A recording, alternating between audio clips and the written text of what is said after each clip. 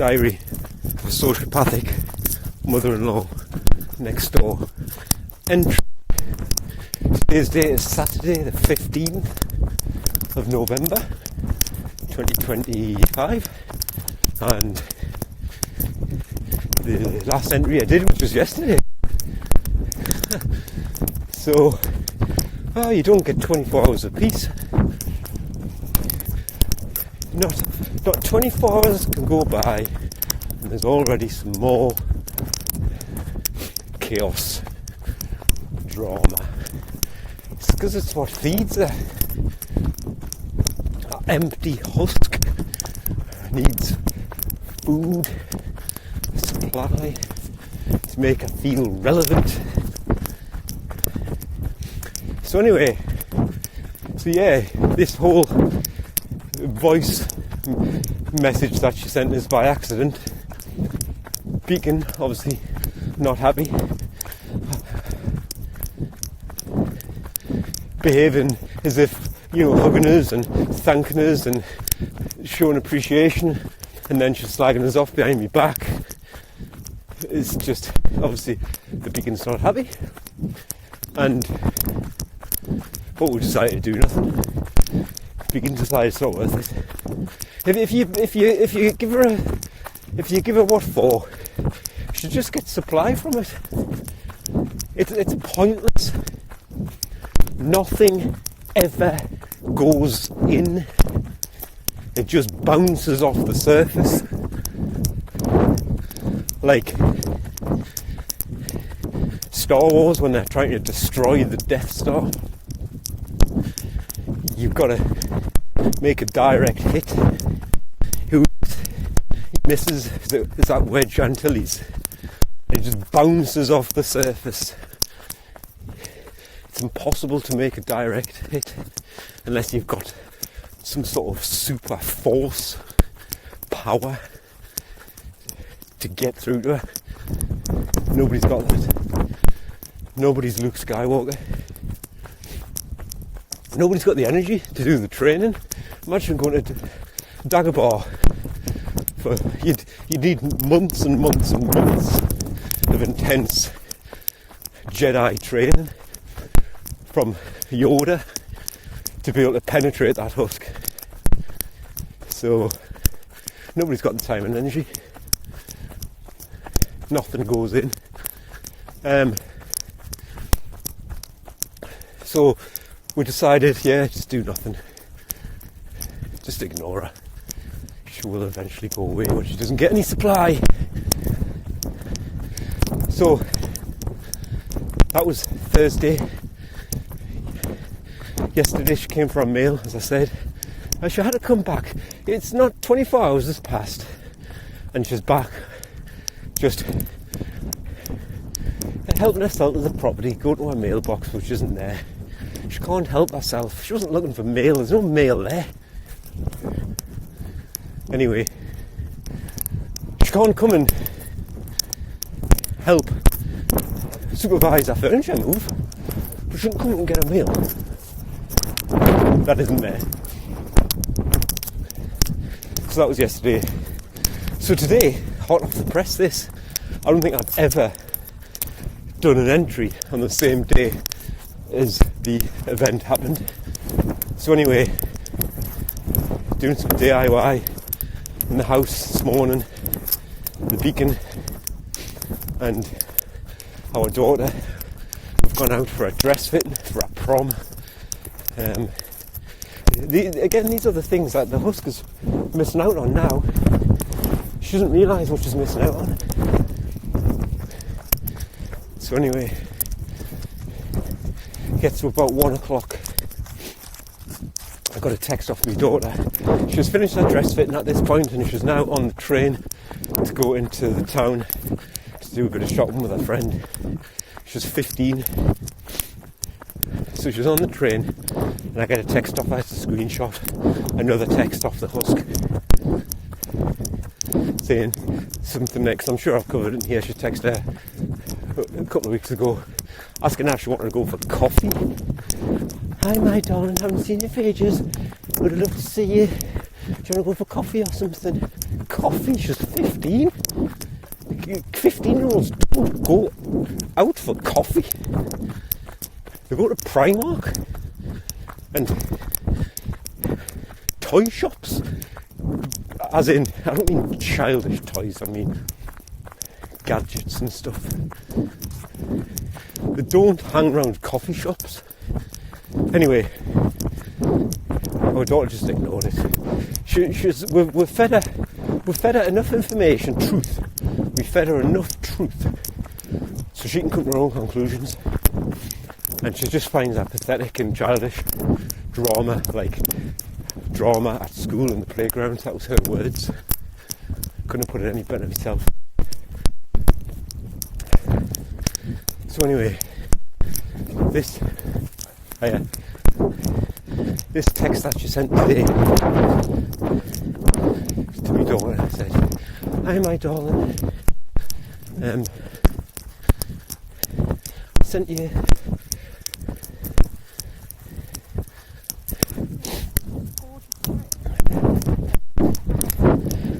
a WhatsApp message a while back, and I haven't heard from you. I would love to hear from you." You would love to hear from her, wouldn't you? Because you can't handle the idea that you might have lost your grip.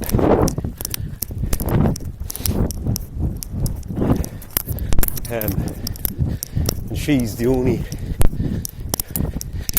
lifeline you've got to your supply from this family. Again, just texting her. Like, she's still legally a child,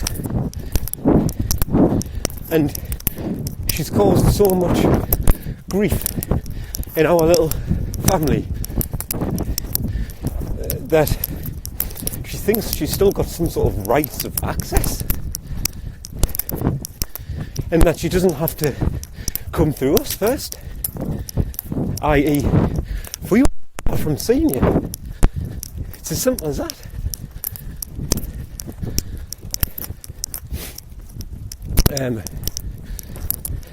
I need to double check that. I mean, it's not gonna resort to that, but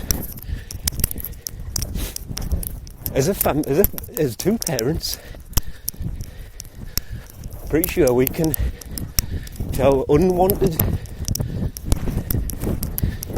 harassment. It's harassment. It's causing distress. It's causing distress for our daughter. It's causing distress for us. It's harassment.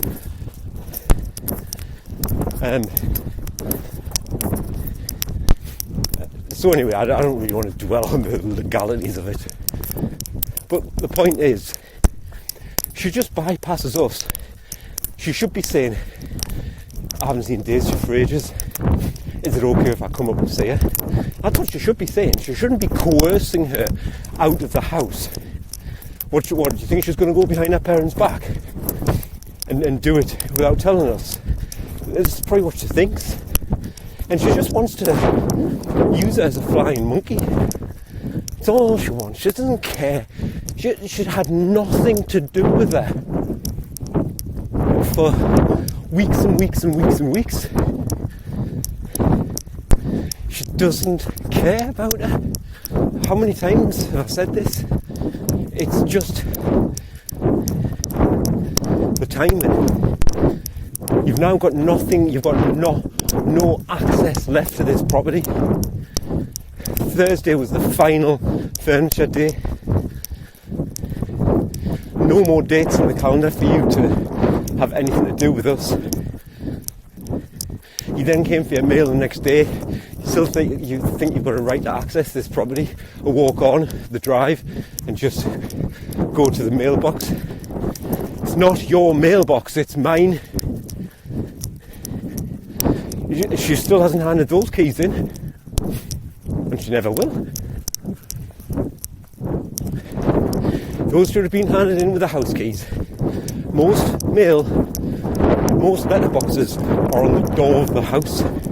Once you hand the key in, you do not have access to your mail. Simple fact. She doesn't follow facts or truths. So anyway, she came. She still thinks she's got access to the property, and then she realised quick that she doesn't. Mailbox is gone. So within 24 hours, she's now harassing our daughter. Now, about 10 minutes after, so my daughter sent us the screenshot of the HUSK texting her, trying to guilt trip her. And I just said, oh my God, just ignore it for now until we all get a chance to speak about it, darling. And she was like, okay. You know, nothing's a matter, nothing's a bother to her. She seems really mature and just seems to be coping with this nonsense quite well. So anyway, and I said she's just looking for attention. Now about 10 minutes after that text to our daughter, she texts the beacon. She's pretty much, is my voice going really high? She pretty much hasn't had anything to do with her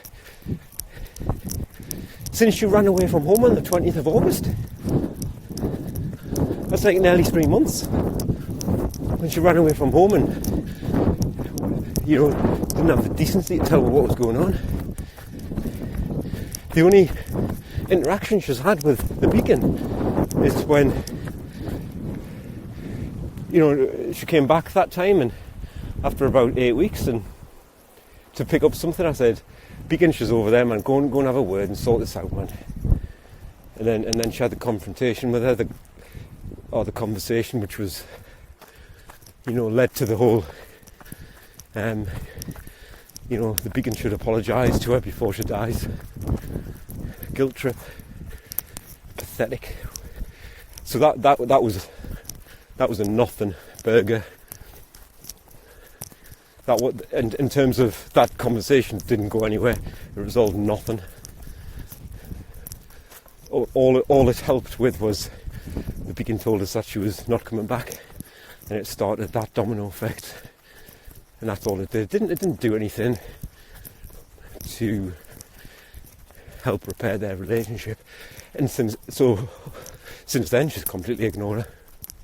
Even though I've told her how much it hurts her feelings, and she doesn't care. At no point does she text her and say, I'm not even going to give an example of what she could say. Normal people, fully functioning humans, would know what to do. So anyway, she had nothing to do with that pretty much for 3 months, and she texts her, like I say, this is 10 minutes after she texts my daughter, hi beacon. No, she didn't get a dog or anything like that. And he didn't do it to me.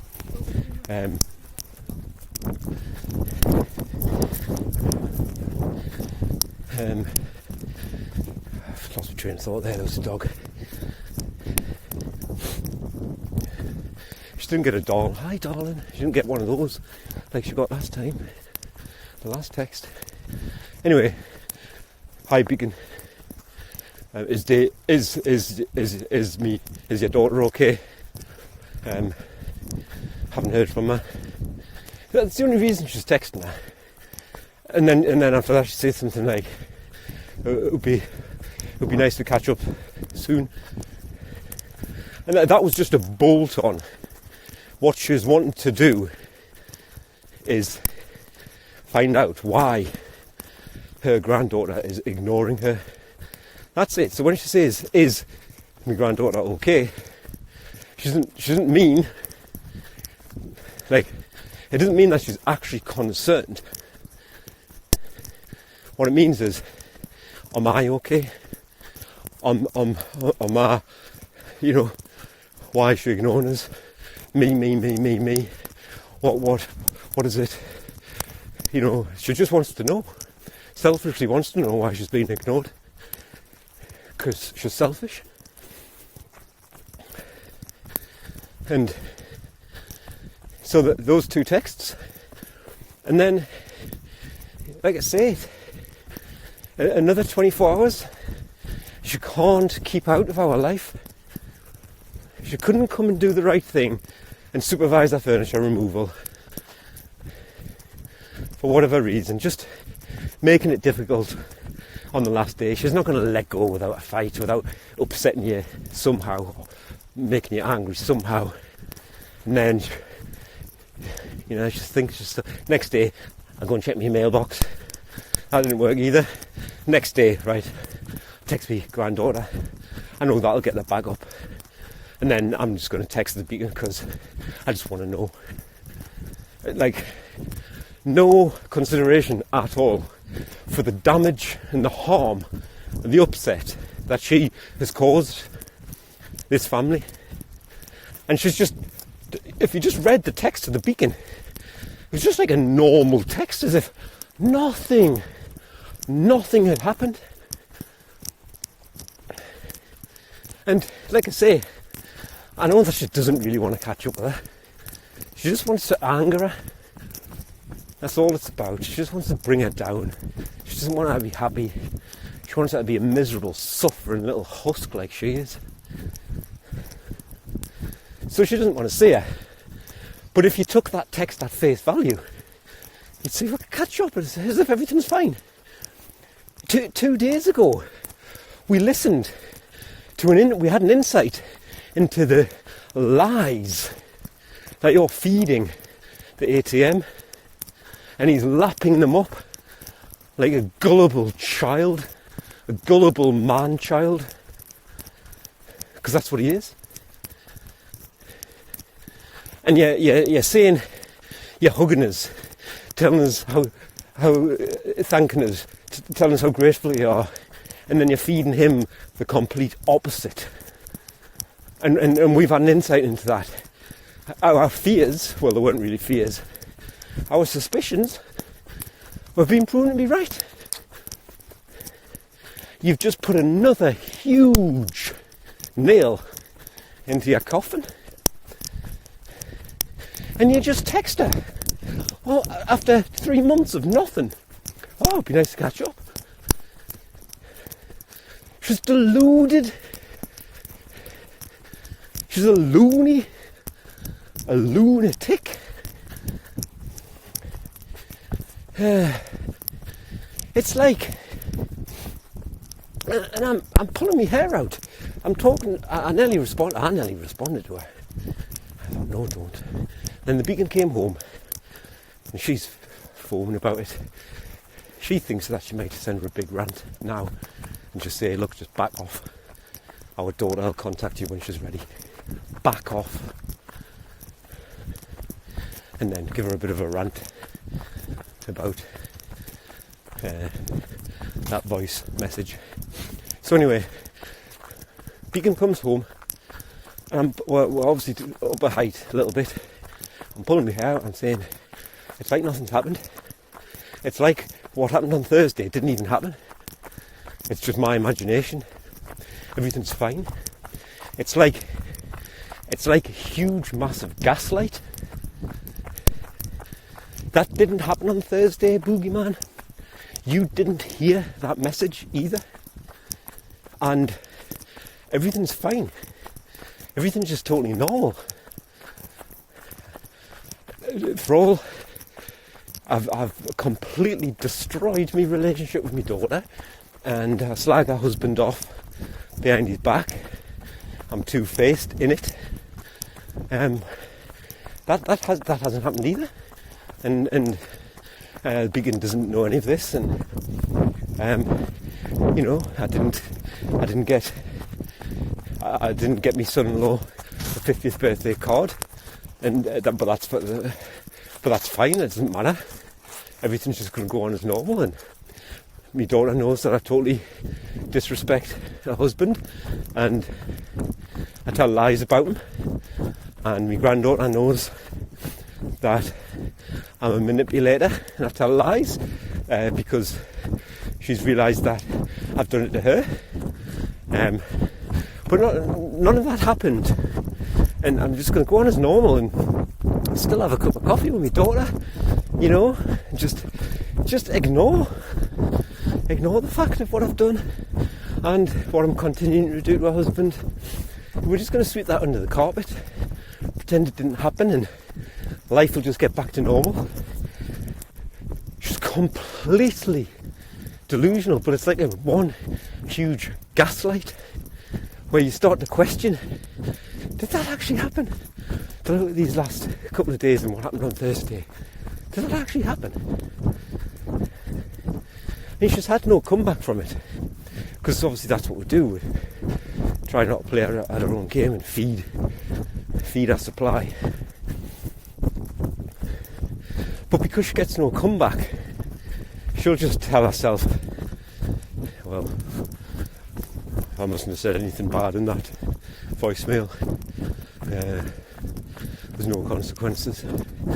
No, the consequences are there, you just can't see them because you've got zero emotional intelligence. Your emotional brain is completely shut down. So that's where we are. Mental. So I think what we're going to do is Beacon's suggestion, and I wholeheartedly agree, because she was on the phone to our daughter just an hour or so ago, and she said to her, can I just check, are you alright about that text that the HUSK sent? Just don't let it bother you and enjoy your day. And she went, yeah, it's fine. She said, I just can't be bothered.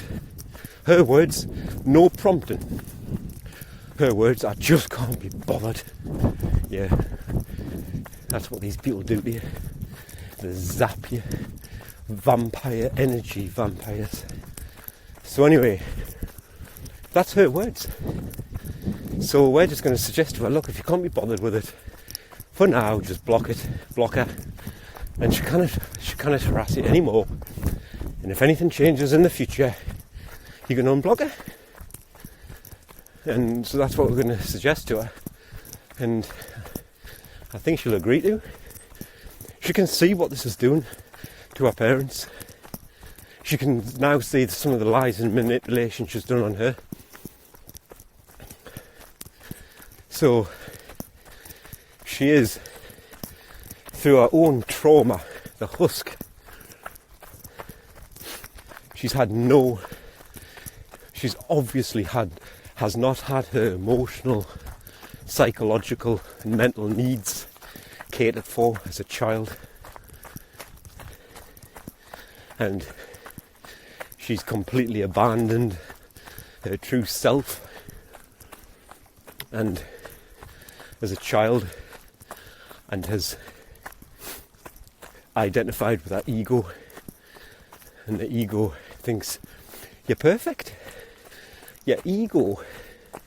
So she's abandoned her true self, shuts down, identifies herself with her ego, thinks that is her, perfect, never wrong. You know, it's the ego which is narcissistic. It's the ego which is sociopathic if it's left unchecked. It's there for a reason. It's a tool for survival. And this is the most extreme version of survival, where you've completely abandoned your true self, your conscious self, and your ego steps in and says, right, well, I'm going to have to get you through life now. So, left unchecked, the ego thinks it rules the roost. And that's all there really is to say about these types of personality disorders. Now, so it's her parents' fault. She hasn't been nurtured. She hasn't had her needs tended to. Then when you go through adolescence, that's the phase where children start to mature, emotionally, mentally, psychologically mature, and they come out of ego, they kind of have an ego death. The ego is not entirely destroyed, it's just put in its little box where it belongs, only to come out in extreme circumstances, like genuine fight or flight situations.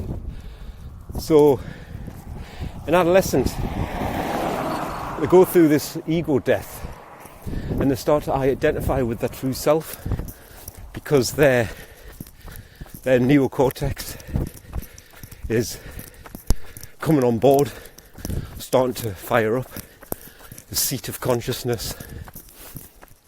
And the neocortex, or that higher part of the brain, it's called the human brain, and it develops during adolescence, comes on board. And what it is, think of it as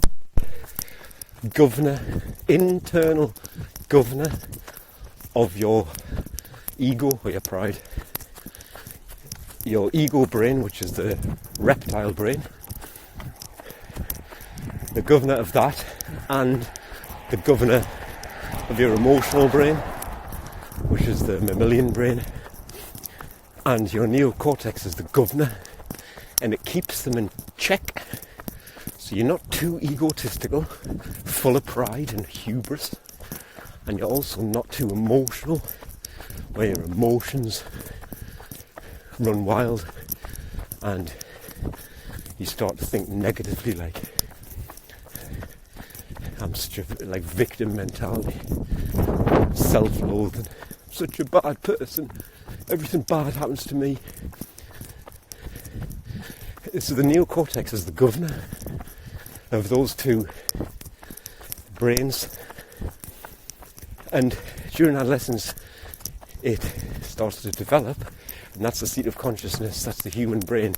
That's when you realise you're not your ego, you are just awareness.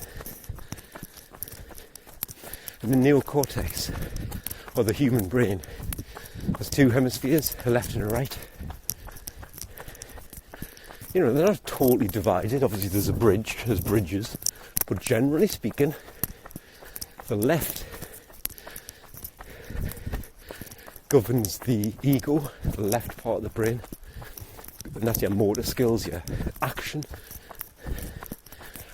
in the world.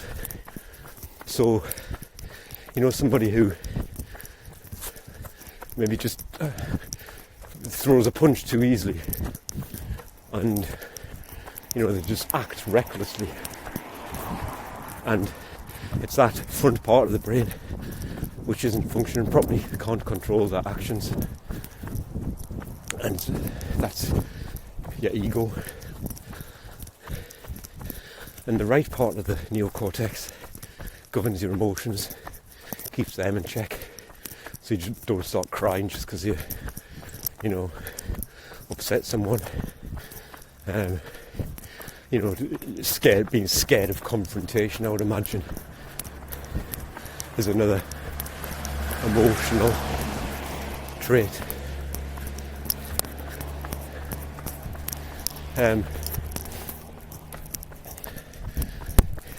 Because people who are egotistical love confrontation. So, the left and the right neocortex, the human brain, keeps everything in check. Now, you need a balance. So the ego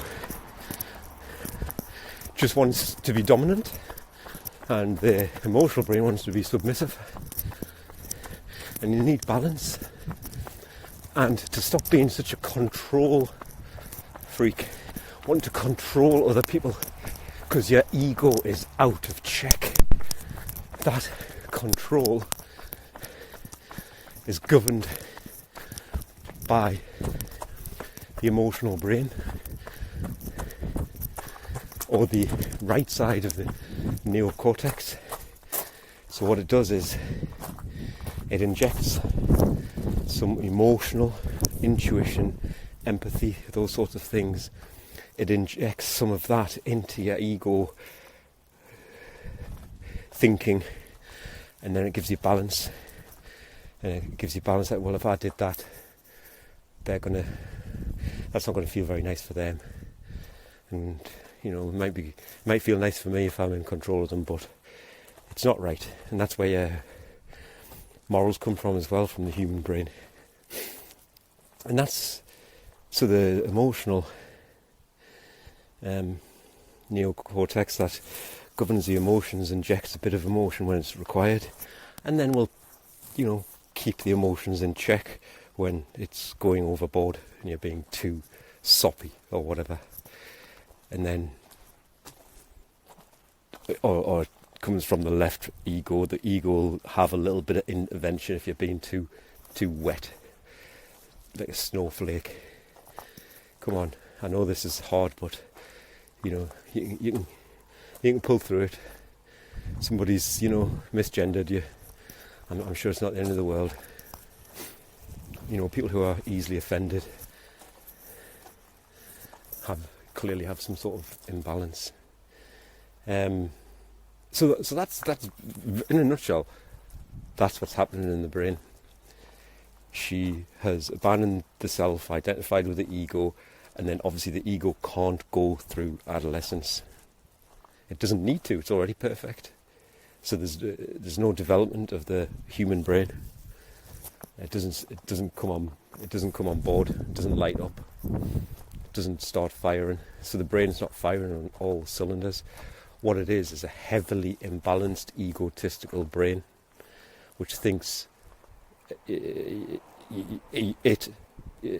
human, the HUSK, thinks her ego is her. So she listens to it non-stop. There is no other voice in the head. The devil and the angel, the idea of having one on each shoulder, that's all that is. And that's where emotional intelligence comes from. It comes from, the neocortex firing properly, balanced, giving, it gives you the understanding of others' feelings and the ability to put yourself in their shoes. So the ego doesn't go through adolescence. It doesn't need to. The true self has been abandoned, so the true self can't go through that journey. The initiation rite, as it's known in some cultures, that's how important that phase is. It's like an initiation. And that's why she is the way she is, as far as I'm concerned. And it explains all of her behaviours. And the ego is delusional. The ego has to be delusional, because how can it think it's perfect? It can only do that by convincing itself, of illusional thinking. There's always an excuse. That wasn't my fault. That was you. You said that. That's not what I meant. Wrong words came out of your mouth. So yeah, the devil. That's. It's called the devil because it's materialistic, like the devil, like Satan. And that's, if you think of the song In Excess, each and every one of us, the devil inside, has the devil inside. That's your ego. The devil or Satan is in all of us, and you just got to keep it in check. And that's the opposer. That's what Satan means, the opposer. So when your brain is not functioning properly, it's imbalanced, it's in opposition with what you know to be right and wrong. And there's internal opposition. Internal opposition. So the devil is inside. And so Satan is the opposer. It's not a man with a fork and a pointy tail and horns. It's a metaphor for somebody whose own brain is in opposition with itself. That's what Satanism is.